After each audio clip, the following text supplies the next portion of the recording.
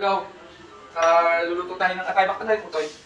Luluto tayo ng adobong atay na gusto ng bayan. Ito ang ating atay. Bawang, may sili, may sibuyas, toyo. Ito, mamasitas ang ginagamit natin. Skotin toyo lang pampahulay at meron tayong suka. Okay, tap na. Ating gagawin, ipiprito muna natin itong mga atay para hindi siya maging malansa. Di pa Dagdagan natin ng konting mantika. Yan, stop mo muna tayo. Ito, pwede nyo hugasan ng suka para mawala yung lansa. Tapos, lagyan na din ng konting asin. Konti lang ha. Ito na, lagyan natin. Yan. Lagyan lang natin. Prito lang natin. Ito na. Ito ko, nalagyan ko ng konting suka. Pampatanggal na lansa kasi alam naman natin yung atay medyo may lansa. Ako kasi ayoko nang pag kumain ako may malalasahan ako lansa. Nakaka-off.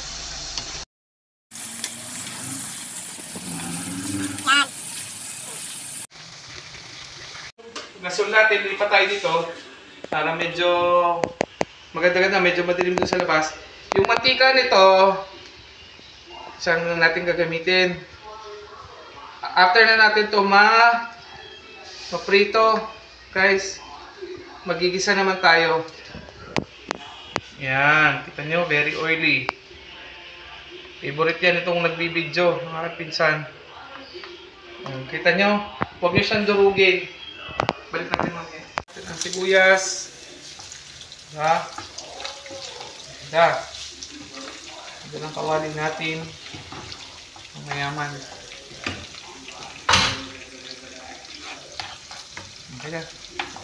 Okay, go. Yeah. Lagay naman yung sili. Lagay na natin yung sili. Yan.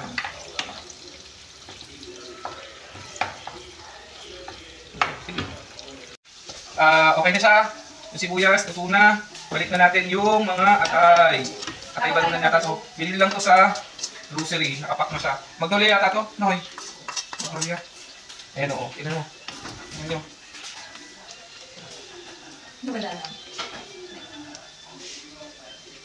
Tapos, ganyan. Habang ginaganyan nyo, kakapit na yung lasa ng sibuyas, yung bawang. Lalagay naman natin itong Knorr chicken. Isa lang, Knorr chicken. Pampalinamnam. Yan lang. Yan ang mga sikreto natin. Ay, nasabi ko pala yung Knorr. Yung pala dapat yung cubes. Sige, yaman na. Knorr naman talaga yun. Yan. Kakapit dyan yung lasa. Favorite ng mga taong-bayan. Ayan.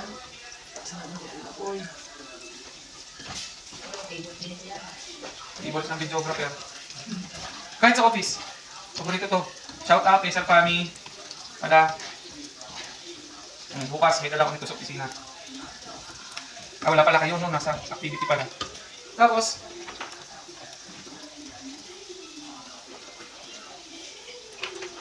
hindi talaga ako sa suka. So habang piniprito nyo siya, yan, pasingawan nyo ulit ng suka.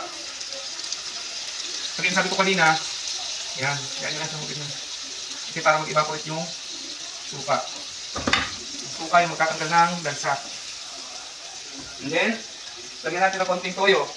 Yung toyo natin, huwag yung pakaramihan, maalat ito. So, pampakulay lang to. Actually, ginagamit ko rin sa pampakulay sa ating atay. Okay. Ayan.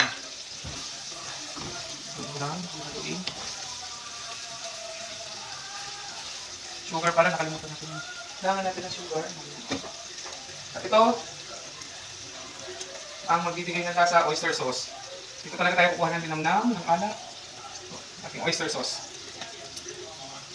Yan. Yung iba kasi pag adobo, toyo talaga. Pero ako pag nag-aadobo ako, oyster sauce. Naman ako din sa kaklase ko. Ayan. Ayan naman, sarap na. Very, yan o. Very shiny.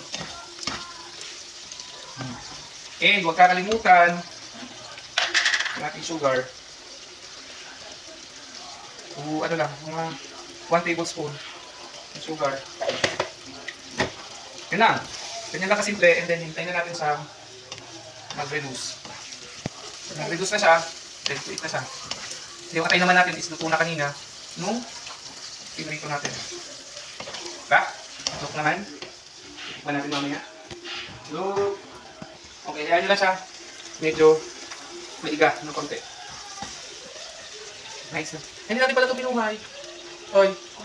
Okay na ka. Mamay dito. Ay, ano dito pala muna. Papatayin nga pala muna.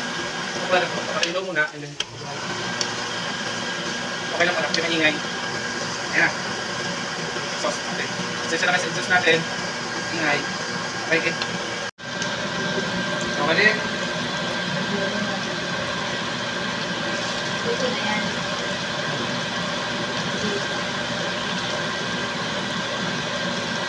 Okay. Luto na siya. Patitikim natin sa aking pinsan. Oh. Tikman mo. Ano lasa? Yummy! Plastic. My favorite. Sarap ka tayo. Yes, Ay, sa my lasa. favorite. My Tama yung favorite. lasa.